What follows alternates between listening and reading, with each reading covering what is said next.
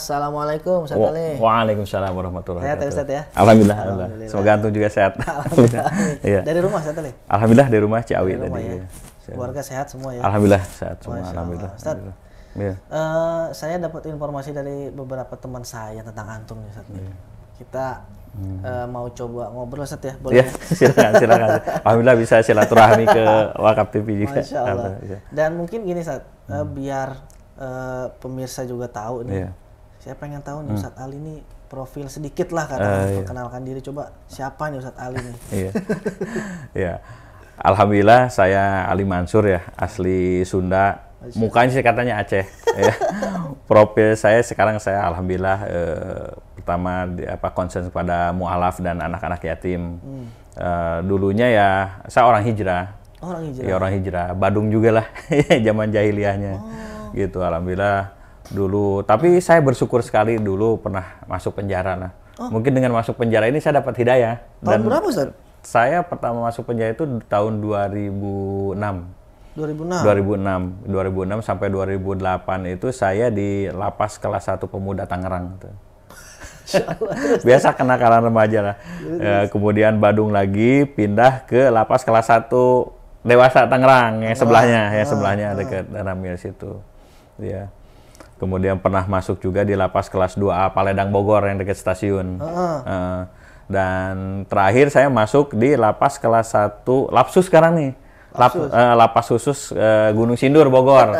Nah saya paling senior tuh, paling senior di lapas Sindur, orang yang pertama pernah dihukum dan dipenjara di lapas khusus kelas 1 Gunung Sindur saya tuh.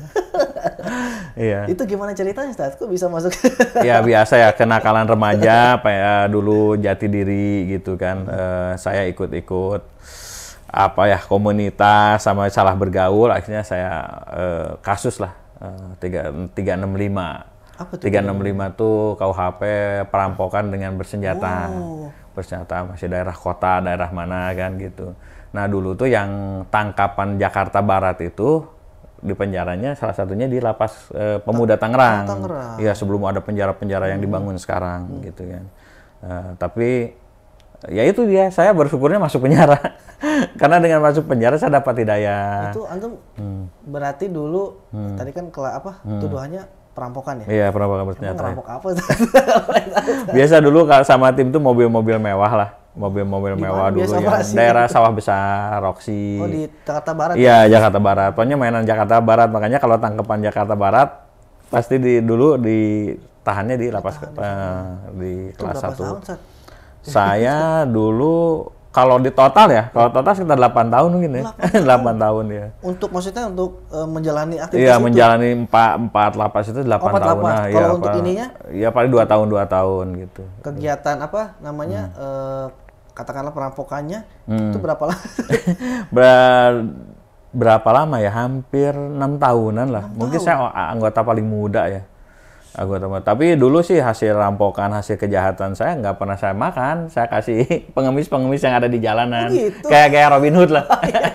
kayak Robin Hood gitu. Saya paling makan sedikit gitu. Tapi ya saya seneng aja gitu kan. Seneng aja kalau udah hasil ada kejahatan itu saya bagi rata-rata di pengemis yang daerah Gondang Dia tuh, stasiun Gondang Dia. Dulu kan kumuh banget tuh. Pasar Boplo itu. Daerah Senen, Menteng, Tugu Tani itu rata-rata kalau ada yang pengemis yang tidur itu tapi pagi-pagi sudah ada makanan, sudah ada begitulah. Itu kenapa antum bisa punya pikiran ngasih ke pengemis-pengemis gitu Sat? Biasanya kan kalau orang dapat duit banyak apalagi hasilnya dari rampok katakan gitu kan. Itu kan bisa buat beli inilah, buat beli itulah. Kenapa bisa punya pikiran gitu Sat? Mungkin saya nggak punya sifat nggak tegaan lihat orang lapar, lihat orang kelihatan lah gitu. Kalau orang lapar, orang itu ya kasihan aja sih sebenarnya gitu. Kasihan aja dan memang dulu bandel remaja ya, bukan untuk kekayaan, sebetulnya hanya gaya-gayaan aja, gaya hidup aja gitu. Berarti dulu berarti antum yang eksekusi untuk ngerampoknya atau yang memang bosnya nih? Bukan, anak pemetaannya ya. Jadi pemetaannya. ya kalau pemetaannya misalnya ini korban ini jam berapa, lokasinya di mana, situasinya apa. Nah, nanti saya laporan ke bagian eksekutornya. Oh, ada lagi. Ada lagi yang kayak gitu. Itu ada berapa bagian? Biasanya ada bos, ada yang kayak saya pemetaan, kemudian nanti ada eksekutornya, nanti ada bagian sellingnya ke asbak lah namanya, penadah ya, kayak gitu, penadah. Berarti namanya ngambilnya tuh mobil-mobil mewah. Mobil mewah, rata-rata mobil mewah. Tadi apa, Sawah Besar? Iya, Sawah Besar, Roxy, daerah-daerah perumahan situ. gitu? Enggak, daerah-daerah pertokoan. Oh, pertokoan. Daerah pertokoan. Pokoknya yang lengah lainnya kita udah paham lah, kalau penjahat lengah. Mau rame juga pasti ada lengahnya gitu. Pasti ada lengahnya gitu. Itu waktu itu afiliasinya kemana, Sat? Pas waktu itu dulu? Dulu saya afiliasinya ke Anton Medan ya. Oh, Anton Medan. Tapi alhamdulillah Anton Medan sekarang udah. Alhamdulillah almarhum juga sudah menapaki jalan yang baik juga lah gitu. Nah, terus kan masuk ke lapas selanjutnya. Itu kasusnya sama juga? Kasusnya beda lagi. Kalau itu berantem. Iya, karena dulu saya zaman-zaman muda saya masih temperamen keras, kalau ada yang ngehina main hajar-hajar aja ya, ujung-ujungnya masuk juga. Oke, itu pasal penganiayaan. Pasal 352. Terus masuk yang ketiga? Iya, sama juga lah gitu. Berantem juga. Sampai yang keempat? Sampai keempat. Sampai keempat itu masih berantem juga? Masih berantem juga. Antum memang badannya kuat ya. Iya, makanya agak keras tuh karena sering tahunan tidur di ubin penjara. Iya, berapa tahun? 8 tahun ya? Iya, kalau di kubu-kubu 8 tahun lah. 8 tahun, tapi kalau dengan remisi itu sekitar 6 tahun. 6 tahun remisi 2 tahun gitu ya. Jadi 8 tahun tuh masih ada wajib lapornya kan. Nah, kenapa nih Antum bisa hijrah sekarang jadi ustadz seperti ini, ngajar ngaji dan sebagainya? Iya. Alhamdulillah di penjara itu, yang saya tadi poin pertama, karena saya bersyukur masuk penjara. Ternyata di penjara itu banyak guru-guru pelajaran, ada juga ponpesnya. Oh, ada ponpesnya? Ada ponpesnya. Di sana pertama saya mengenal ilmu tajwid yang bagus, yang benar malah di lapas kelas 1 pemuda. Kemudian saya di lapas kelas 1 Tangerang bertemu salah satu adiknya menteri. Dulu saya satu sel tuh sama Menteri Agama, Said Agil Munawar yang terus Pak Taufik Kamil, Dirjen Haji. Yang korupsi haji itu, terus yang pokoknya orang-orang hebat. Di sana kita buka kayak kuliahan karena mereka akademis, maka mereka memberi pelajaran di situ. Nah, di situ kan guru-guru hebat ini saya menerima banyak pelajaran akidah, sirah nabawiyah, akhlak, nahwu shorof gitu. Makanya karena saya di luar nggak mungkin saya dapat ini, tapi di penjara alhamdulillah saya dapat itu. Gitu, dan itulah yang sedikit demi sedikit ini hati saya dapat hidayah, terus otak ini juga dapat pelajaran yang dapat ilmu gitu. Karena kita tiap pagi nih di penjara itu jam 6:30 kita udah buka kerangkeng, itu kita udah mulai sholat duha. Udah sholat duha, lebih teratur ya? Iya, lebih teratur malah. Udah sholat duha kita dapat makan kan, beda lah kalau rangsom untuk bagian pesantren. Nah, dari situ kita sampai sore sampai malam dapat pelajaran itu tiap jam itu. Jadi istirahatnya hanya pas sholat aja. Udah sholat zuhur, istirahat, tidur sejam, belajar lagi. Begitu juga sampai nanti jam 9 malam belajar terus. Belajar terus ya. Iya, di situlah namanya batu diasah kan lama-lama kan bagus juga tuh gitu. Nah, itu seperti itulah gitu. Lambat laun saya punya ilmu, punya karakter, punya akhlak gitu. Oh, alhamdulillah. Berarti Antum ketemu siapa aja di lapas waktu itu? Pasti kan 4 kali masuk lapas nih. Iya. Ketemu siapa aja tuh waktu itu? Yang ini Pak Menteri Agama ya, Said Agil Munawar, kemudian Dirjen Haji, Pak Taufik Kamil, kemudian Dirjen dulu jam sostek saya kurang paham lah gitu. Tapi ada beberapa pejabat memang dulu ditahannya di lapas kelas 1 Dewasa Tangerang. Nah, kemudian juga saya nggak sebutkan ini adik yang jadi murabi saya adalah dulu adik salah satu ketua partai dan dia soleh. Jadi kalau di lapas kelas 1 Tangerang itu kayak Google berjalan. Orangnya masih muda tapi ilmunya melebihi yang Menteri Agama apa semua gitu. Nah, itulah murabi saya yang mendidik saya secara akidah gitu, akidah. Dan beliau itu sangat cerdas. Jadi kalau di lapas itu ada namanya mufti. Jadi kalau kata dia begini semua ikut tuh masalah agama. Gitu. Jadi Abraham Mufti sendiri, itulah Google berjalan saya. Selalu dia orang soleh lah gitu. Tapi Ustadz, selain yang tadi Antum sebutkan nih, ketemu saya penasaran aja, saya pengen tanya aja. Karena kan saya itu ada satu apa namanya waktu itu tuh yang pernah dieksekusi mati itu Freddy Budiman. Oh, Bang Freddy Budiman ya. Karena saya memandang almarhum itu adalah orang yang paling beruntung. Iya betul betul Ya kan? betul. Karena sebelum dia mati, Allah kasih kesempatan untuk syahadat. Iya betul. Untuk bertaubat. Betul. Antum pernah ketemu dia? Alhamdulillah Bang Freddy Budiman termasuk sahabat dekat dan murid saya juga. Kebetulan saya kan sesudah napi ini kan wakaf, saya mengabdikan diri untuk ngajar-ngajar di lapas, gitu kan. Nah, di lapas. Setelah keluar. Iya, dulu lapas kelas 3B Gunung Sindur. Masih kelas lapas 3B Gunung Sindur, itu almarhum Freddy Budiman ngaji tajwidnya, dan beliau alhamdulillah sholatnya semuanya lah beliau rajin ya. Karena dia dapat hidayah juga, 1 tahun mau eksekusi mati kan, siapa sih orang yang nggak takut. Alhamdulillah beliau manfaatkan untuk belajar agama, sampai beliau itu mau dieksekusi mati dipindahkan ke Nusa Kambangan. Alhamdulillah saya dan rekan waktu itu sudah menyiapkan juga tuh kuburan beliau karena ada rumor bahwa di tempat kelahirannya di Surabaya itu nggak ditolak juga. Itu kita sudah siapkan juga di Cilengsi dulu kuburannya kita siap. Tapi eksekusi matinya saya nggak ikut karena kan bukan keluarga inti dan bukan dari ditunjuk pemerintah. Alhamdulillah pada hari itu juga wah suasananya mencekam itu. Tapi antum ada di lokasi? Ada lokasi sekitar Cilacap sih, di Cilacapnya anak nggak ikut, nggak boleh karena waktu itu steril langsung gitu kan. Di kejaksaan itu halilintar semua, dan masya Allah yang mengurus jenazahnya salah satunya wangi beliau katanya. Wangi beliau dan tersenyum dan bersih, dan alhamdulillah jasadnya diterima di tempat keluarganya di Surabaya. Betul kata antum, itu orang beruntung. Orang beruntung. Saya lihat sendiri hijrah beliau dengan sungguh-sungguh. Iya. Berarti antum ketemu beliau itu setelah keluar dari lapas ya? Atau masih di dalam lapas? Masih dalam lapas. Beliau dalam lapas, saya ngajar. Ketemunya di lapas mana, Sat? Di lapas kelas 3B Gunung Sindur dulu. Kalau sekarang lapas khusus Gunung Sindur. Ya. Kalau zaman dulu masih lapas kelas 3B. Berarti ngajinya barengan sama antum? Ngaji bareng, terus sempat pas mau dieksekusi meninggal juga beliau apa sih yang harus dibaca pas saya sudah di depan regu tembak gitu kan. Kata saya, Bang Freddy ini aja istighfar sebanyak-banyaknya.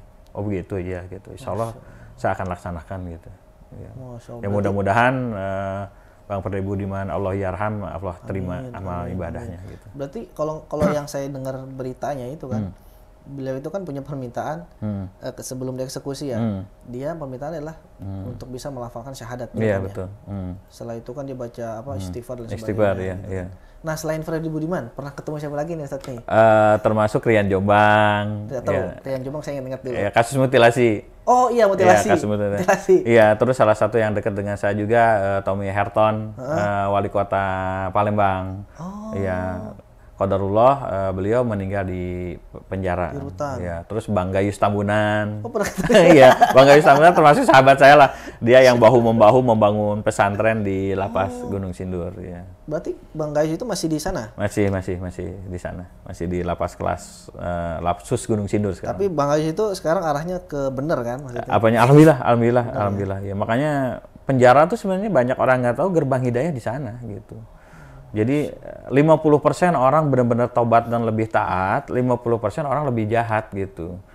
Tapi setidaknya fungsi pemasyarakatan berhasil gitu. Karena di sana memang ada kegiatan kan.